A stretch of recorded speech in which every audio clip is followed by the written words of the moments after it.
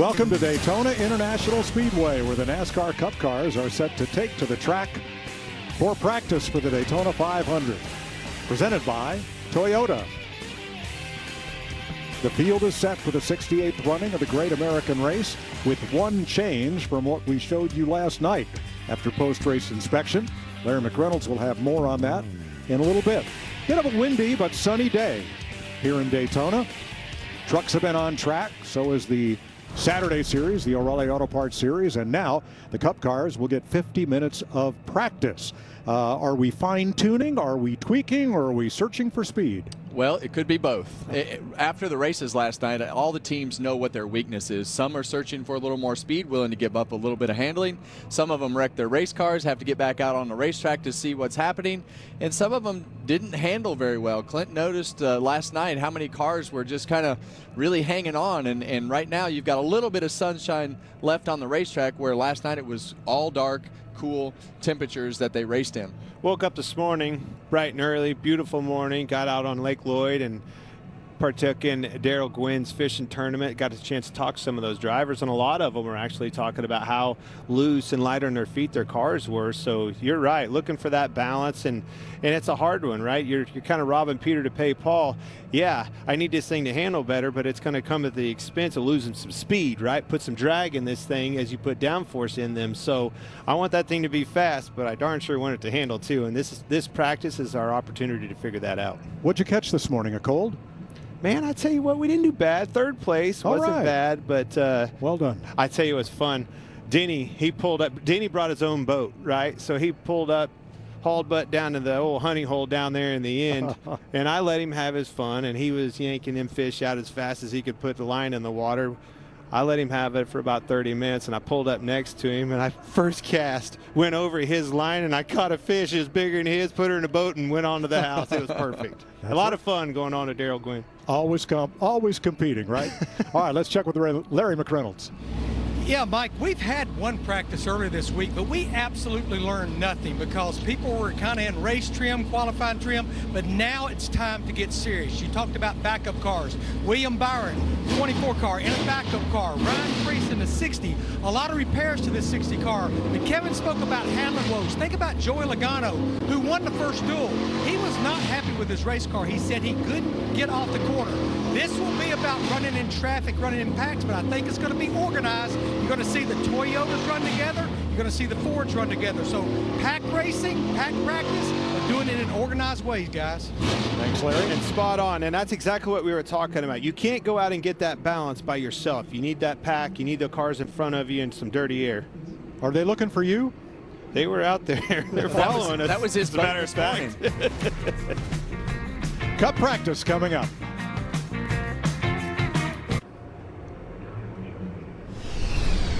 Welcome back to Daytona Speed Weeks, presented by Advent Health. Let's get down to the garage and Regan Smith.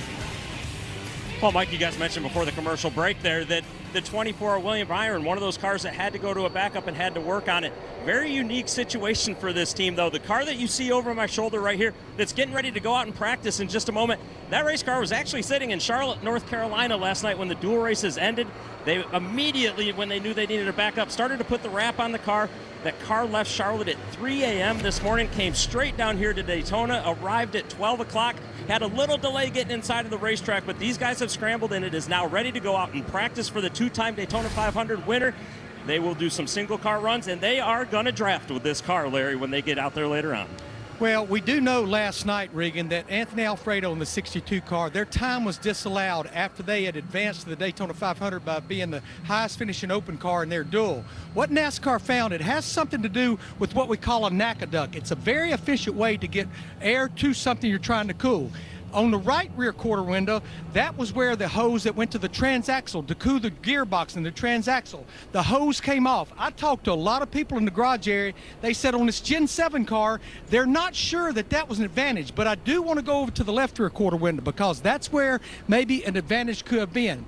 You've got this one on the left rear quarter window, and it actually had a hose on it that went to the driver cooling box. That hose came off. Talked to a lot of people, a lot smarter than Larry Mack, that said that could be an advantage because what that does with no hose on it, it increases the cabin pressure, and what really makes that work is the slots in the rear window. The air goes in, it comes out the slots, it takes air off the rear spoiler, so that definitely could be a drag gain, which makes the car faster all the way around the racetrack. The fact that those hoses came disconnected is what disqualified Anthony Alfredo. Well, there are so many tricks that go along with where the air goes in, where the air goes out, and these teams, they know that cabin pressure. They know what'll make air go out that back window. They know where they could leak the air. I mean, think about the cars we used to race, Clint. You knew that if you leaked the deck lid or you leaked the rear crush panels. We've done that. Everything, We've done that. Yeah, absolutely. And everything on that car it matters. You can make little bits of speed with every single piece and part on these race cars. So just to put a bow on this, NACA is an acronym for the National Advisory Committee on Aeronautics. In World War II, NACA ducts were developed to get air to intake from a flat surface instead of having an external scoop. You see them on a lot of World War II fighter planes. And NACA, we now know as NASA, the National Aeronautic and Space Administration. I always feel smarter when I get done with every session in this booth because I learn something every time I come up here, Mike. I think the whole world has learned something. 59 degrees, track temp 68, not a cloud in the sky. My gosh, it was pretty, and the infield was on fire today. 10,000 people camping out, tailgating in this infield at Daytona 500, and a beautiful weekend here so far. Well, and the timing of this practice session is going to be, I don't know, just 5/8 of the way through the Daytona 500 as we look at this time. So much better time to learn about your car than last night. Not as many cars together on the racetrack, but we will see some groups go out there together and try to get the pace up high enough to really feel the travels and the handling of their cars. All had an agenda, just like we talked last night. There's a new agenda for today now that they understand where their cars were in race trim last night. Well, 6 times the Daytona 500 has been won with a backup car, as William Byron did in 2024. Leroy Yarborough, Cale Yarborough, Davey Allison, Matt Kenseth, Austin Dillon all drove backup cars to victory in the Great American Race. Yeah, and you heard this car came from Charlotte, North Carolina, and the reason that is NASCAR kind of limits the amount of backup cars that you can bring to the racetrack. So it's almost easier to have that car somewhat prepared. They had to go and wrap the car because they don't know who's going to need it. But it's easier to have that car prepared in the shop, have the workforce in the shop, have the proper measurements, tools and things that you need to get that car precisely ready to bring to the racetrack than trying to do it in the garage here. So that is not an uncommon practice for the teams to have those cars somewhat ready in the shop sitting there. Especially since now, for the past few years, NASCAR limits how many personnel each team can bring to the racetrack. There's a road crew, there's an over-the-wall crew, and even the number of management people allowed in the garage for each team is limited to help control costs. Yeah, you know, earlier when Kevin and I were talking about, you know, kind of robbing Peter to pay Paul and where that balance is for the downforce and the drag at a particular track, I actually asked one of the guys, like, all right, well, how much downforce are we talking at a track like Daytona? And these things actually make 880 pounds of downforce of weight down on those tires, making the grip for them, and that's a ride height thing. As you know, raise the ride height up, it's going to take that away or put it back in as you're, you know, lowering the car back down. So it's definitely the ride height is making a huge difference in a downforce drag comparison. Well, right here we see the pack of Toyotas. They've already got themselves formed up. What you're going to see is you're going to see this car in the front lead for a while of Denny Hamlin, and they're going to start switching positions so that you can see how your car leads. And what will happen back in the garage, they'll see these cars and who can tow the pack the fastest, who can hang on to the back of the pack, because as you see, this last car in this pack right here is Corey Heim, and you can see that he's falling back right now. So when you're in these manufacturer draft sessions like this, if they see him falling back too far, you'll see them start to see Ty Gibbs like start to spread right out. there, yep. And what that does is it opens up a bigger hole to hopefully catch that last car back up. But a lot of times, I would be in this position as a driver in our team where you couldn't keep up with the back of the pack because of the single file line. Because they're wide open. Yeah, and he's not close enough. Half by half of the first two, then 1 by 1 for the next 7. 44 minutes to go in Friday practice at Daytona. Welcome back to NASCAR Cup practice on FS1, presented by Toyota. Corey Heim at the back of that group is currently fastest as he pulled up. Here's your Toyota driver profile. Chase Briscoe will start from the front row of the 500 for the second year in a row. He won last fall at Talladega, his one career win on a drafting track. Finished third in this race 4 years ago. Had him a big year last year, and I don't think it's going to stop. I think the only thing he's lacking that he found towards the end of the year is just more confidence. And that team, James Small and company on that 19 car, is ready for it. And I think they're poised to have a huge year this year. A lot of confidence all the way around in one another. Yeah, no one is saying he won't contend for this championship this year. Again. Well, you see Denny Hamlin is not at the front of this pack anymore, and like we anticipated, he is at the back of this pack right now. So now he's going to see if he can keep up with the back of the pack, and we'll start that process of understanding who's got the fastest car and who can keep up the best. And that's if you get in a position in the race where you can get those things lined up in the correct order when you have a pit stop sequence or something like that, and that's how you make up the most time. And that's the key, Kevin. I mean, watching them races last night, they weren't able to do that. They couldn't find enough of them. First of all, they are down on numbers compared to the Chevrolets and the Fords out in this field for the Daytona 500, but they couldn't work together, find enough of these Toyotas to be able to capitalize, and actually got pushed to the back running that middle in the second one, and couldn't find themselves to the front. And the Fords just did a much better job of it in the first race of making holes for each other, getting opportunities to let each other in a line, and switching lines, and being able to purposely put themselves in a position. As you see, Denny Hamlin locked on the back bumper of that 67 there briefly for a second, trying to get those last two cars caught up. But that was in the first one, and then the Chevrolets did the exact same thing in the second one. I mean, we all know you have to have numbers within the manufacturer and obviously within your organization, but it doesn't do any good to have those numbers if you don't find one another and, more importantly, work with one another. And the numbers are tilted, as you say. There are 19 Chevys in the field for Sunday. There are 11 Toyotas and 11 Fords.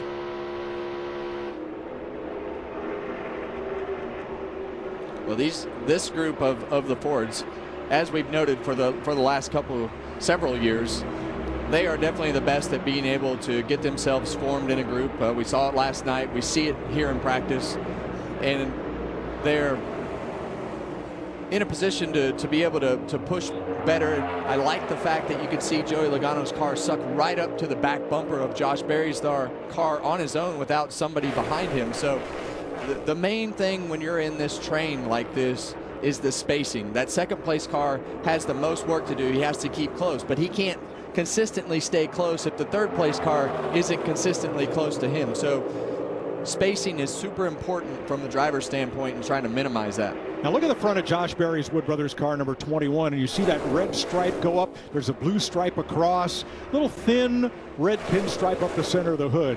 They have tried to duplicate David Pearson's 1976 Purolator Mercury paint scheme, which was the Wood Brothers 21, in winning one of the most famous 500s ever. That was the stripe scheme. The sponsors are different, but that's as good as a throwback as you're going to see all year right there. Always need to see that 21 car, the famed Wood Brothers. I mean, it's just instant. You know exactly who that is and what it's made of and the history behind that car. Josh Berry at the top of the practice chart.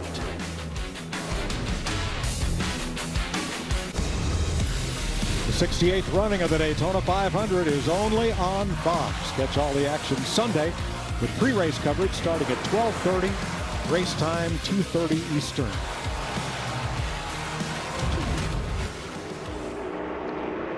Well, you see right there the second group of cars is the Ford pack. The Toyota's in front of them, and they've made up 3/4 of a straightaway.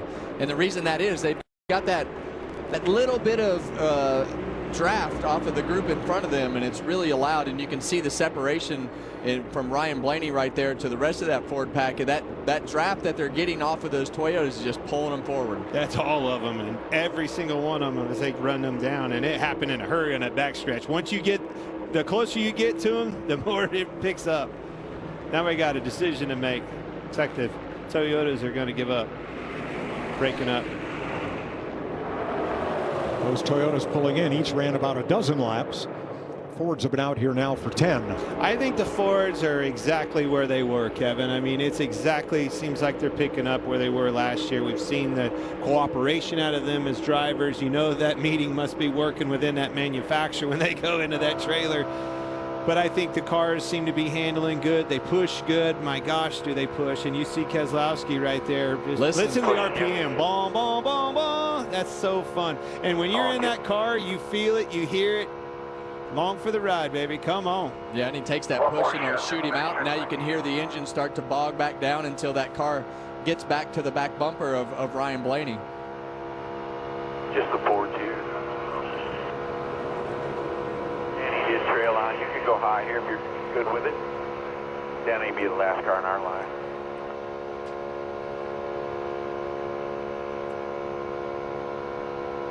Just a single up in front of you. Did you hear that car take the load off the two right there when he got on the straightaway? And listen.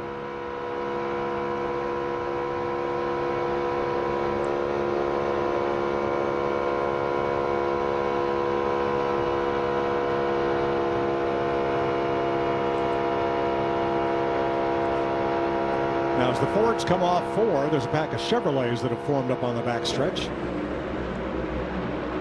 led by Cole Custer. Well, pole sitter running in the middle of them, Kyle Busch.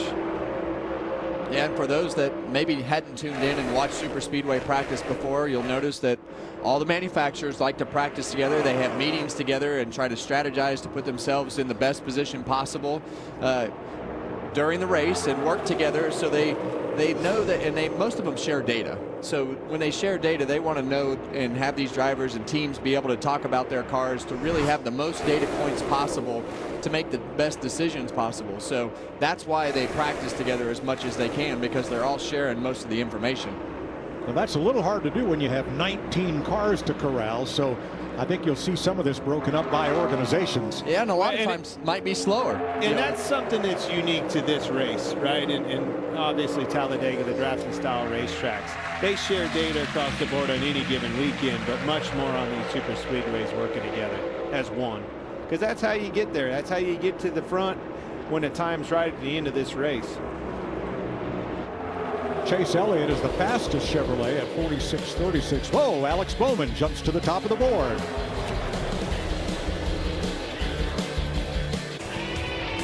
"6 p.m. in Daytona Beach, the sun setting behind the grandstand, silhouetting the spotters up on the roof. As practice rolls on for 24 more minutes. Now watch the hood, especially here on Brad Keselowski's car, and this looks like a whole lot of flopping around. Well, that's when as a driver, that's when I knew I was close enough to the car in front of me. When that hood flap would sit up straight in front of you and you couldn't really see anything. But man, that's a lot of movement on that hood, and that's just the pressure from underneath the car actually pushing the air out from underneath the hood. I noticed that A-pillar flap was flapping a little bit too. That's something that's new that I haven't noticed before. Obviously we've seen that hood do that and that negative pressure, but the A-pillar, I would think that's kind of draggy. Obviously the hood flapping around is too, but I don't think it matters when you're that close in a draft. And a lot of things that we can't explain, but those pictures are really, really good because of the fact you just realize how turbulent the air is and how many weird things that the air does. Like, why is the hood going up when it should be pushing down? Yeah. Same reason your car buffers around on the interstate behind a tractor trailer. Imagine that thing running 200 miles an hour. Larry Mack? Yeah, Mike, the one good thing about this practice, these race cars are not under the impound. They can bring them in the garage area and change about anything they want to change on the race car to try to make it faster. But I found it interesting. Christopher Bell in the 20 car, crew chief Adam Stevens, they came in a little while ago, put it on 4 jack stands, took the tires off, and changed the brake pads. Now, Kevin Clint, the only reason I could think about maybe changing brake pads is trying to find something optimum for making that green flag pit stop getting on the pit road. Absolutely, and a lot of times from the driver's standpoint, you know they want to run hard brake pads in the car so that they're less draggy on the rotors while they're running around the racetrack. But when you're getting on the pit road, and as important as pit road is, the which one's driver more important? needs to be really comfortable and feel like the stopping power of the car getting onto pit road It is can where it needs it to be. literally be the difference between winning and losing this race. You slide that tire on the last stop, you're done. You're going to have to put tires on it, everybody else isn't, and that will put you out of the winning. Well, since these are the only super speedway practices of the entire season, if you want to experiment, now's the time.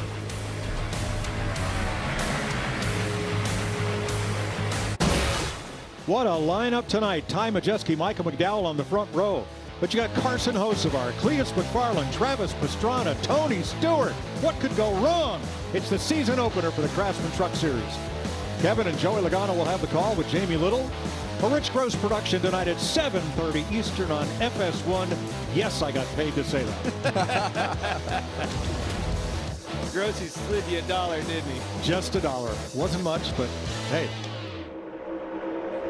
Practice rolls on. Austin Dillon goes to the top of the chart where it's all Chevrolets in the top 10 positions right now in drafting practice. William Byron right there running second. Obviously a backup car that we've talked about. Larry filled us in on that. Needing to know how that car handles. Let's check with Regan. Well, Mike Larrick, Mac also filled us in earlier on the show on the fact that Ryan Preece's car would not be going out and practicing during this practice session. Something a little bit interesting, though. I looked down a little while ago and found the car actually sitting right here on the underbody scanning station as well as the height station. Talked to crew chief Derek Finley. They actually decided, while you see the car looks like it's ready to practice, they decided their time was more valuable. Well, nobody was in line to go through these stations to come over and spend extra time to make sure it was perfect for tomorrow. Of course, the whole front of that race car overnight was removed and put back on. So I think that's a great use of time to make sure your car is perfect for Sunday. And it's a perfect example of when we talked about William Byron's car being at the shop and having all the team's tools in their environment to work on the car. Here, you have to take and use NASCAR's scanning machines and underbody scans and all the tools that they have at the racetrack here, which is okay. It just takes more time, and that's why they're not practicing today. And while nobody's in an inspection over there, they're able to tweak on things because every little bit underneath that car needs to be perfect in order to get the maximum amount of speed out of the car. Justin Allgaier in a one-off start for Junior Motorsports on the back of William Byron here. And this controlled environment is really what the 40 car needs of Justin Allgaier, because last night they didn't want to tear their car up in the race. We saw so much carnage in that first qualifying race yesterday, and now he's out there in a more controlled environment, being able to get that car up to full speed in the draft with somebody in front of him and behind him, because we saw him pull out of line last night, do exactly that right there. This isn't like his O'Reilly cars that he races on Saturday. They feel different. They're more rigid. You got to know where the nose of that car is in order to push correctly. Go back to that 24 car a second. I love the cooperation you're seeing here, right? He was in second place. We saw that, wanted to know what that car handled like in dirty air, how it would push, how it would pull up. I mean, this is a backup car. Now we put him in the front. How am I going to pull that line? How's this thing going to handle with a car coming up on my rear? Is it going to get loose into the corner like we saw a couple times last week? Them helping that teammate with a new car figure all those scenarios out is very, very crucial to having maybe a three-peat with that 2-4.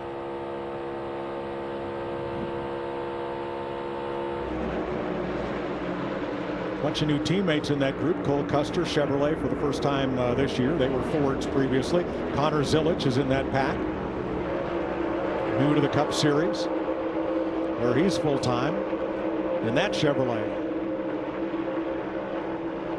16 minutes to go in Friday practice. There will be one more practice session tomorrow. Backups after last night. Ross Chastain, Daniel Suarez. You see Chris Buescher in the orange 17 and William Byron in backup cars. I mean, it pulled up to that back of Keselowski. It looked like he was 10 mile an hour, hit the afterburners, drove right to him. These Fords are stout. All right, we'll take one more break and be back to finish off Friday practice for the Daytona 500.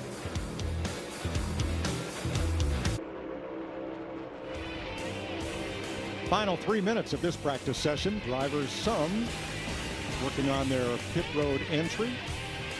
stop and launch. Still a good group of cars out there for these final 3 laps, maybe 4 of practice. Yeah, and right now you can practice in the right pit stall. You know where your pit stall is going to be for the Daytona 500, so you can understand your timing lines and everything that goes on pit road to start getting in your head exactly how hard you can get in a box, how far you can launch out of the box. You're right, Clint. That 17 car is pretty strong. I know this is a backup car, but whoever's in front of him, he's been able to attach himself to the back bumper no matter who it's been. Yeah, at will. Just drives right back to them and pushes them way out. And Buescher's he's always been a good super speedway racer. I think last night he had some bad luck, but as good as these teams are, I expect that car to be prepared well, get everything that they learned put in there. They're still learning more on the racetrack right now, and as we get to the end of this practice, we're going to be getting towards the end of the race tomorrow or on Sunday night. So a lot of good things in this practice session that you can learn.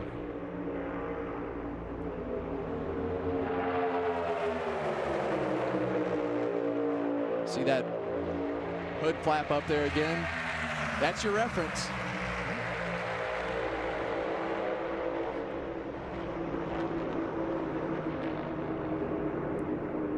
Minute and a half remaining, minute and a half. Tap off. So good to hear just the sound of these cars on the racetrack together. We got to watch the race last night, but I'm always really intrigued, just the practice sessions and, the things that the teams are working on, how they're strategizing. I mean, it's pretty straightforward with everything they have going on right now. So it's always great to see the strategy part of our sport. Chase Elliott, 4th fastest, talks it over with Alan Gustafson. Got him one last night. Yep. Be a popular win. Kyle Busch at the back of this pack. Will we get to say 21 years of trying on Sunday? He's certainly a sentimental pick. Well, and we talked so much about Kyle Busch and needing him, to get back to victory lane and just be competitive, not only for himself, but for the whole RCR organization. But to qualify on the front row and put that car on the pole that's quite an accomplishment. It's not easy to do it. Everybody comes down here with the exact same goal on Wednesday night, and they were able to accomplish that. So hopefully that's a good sign of where the RCR bunch is from a performance standpoint and for Kyle Busch. And after 21 years, you would think you would lose that enthusiasm, but that pole fired that boy up. When we talked to him on that pre-race show, he was excited about his opportunity and chances and the speed in that race car. And he was fastest in both rounds of qualifying, not just the last one. All right, the flags are out. That's going to do it for Friday practice. Austin Dillon, the top of 10 Chevrolets at the top of the board. Josh Berry, the fastest Ford, in 11th. And the first Toyota is Christopher Bell in 20th. One more practice to go. We'll have that for you tomorrow at 3 p.m. Eastern Time. Also tomorrow, the Daytona ARCA Menard Series race, noon Eastern on Fox. Sunday Daytona 500 coverage begins at 12:30 p.m. Eastern with race day, and the race at 2:30 p.m. Stick around tonight on FS1, the Craftsman Truck Series Lid Lifter, 7:30 p.m.